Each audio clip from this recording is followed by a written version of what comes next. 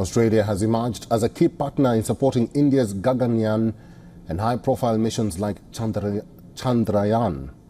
For more on this, WION's principal correspondent, Siddharth MP, spoke to Enrico Palermo, the chief of the Australian Space Agency, and this is what he told him.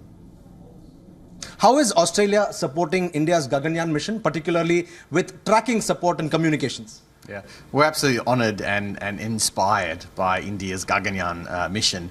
And one of the key things we can provide to India is tracking facilities. So there's an Australian external territory called the Gaganyaan Islands, which is in the Indian Ocean. And if you look at the trajectory of the Gaganyaan flights, it's an optimal location to track the vehicle. So what would be done at Cocos-Keeling? So ISRO would be setting up antennas there that can track the rocket as it travels over?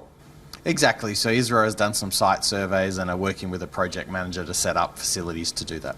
So by when can we roughly expect this facility to come up, roughly? It'll be there in time for the first Gaganyaan launch, so really led by ISRO. Fabulous. So Enrico, also tell us, when the Gaganyaan capsule lands at ocean, there's a possibility it could land in Australian waters. So how is the Australian Space Agency, the Navy and Coast Guard going to help facilitate their safe return? Yeah, so in potential contingencies, there's a potential you could see a crew capsule land in Australian waters, and so our governments are working on implementing an arrangement to ensure that the support is there should there be needed in the future. Enrico, also tell us, particularly with high-profile missions such as Chandrayaan, Australia has already provided tracking support to India. Now the Indian government has also approved Chandrayaan 4, maybe in 2-3 years it will happen. So what further can we expect between India and Australia in terms of space cooperation?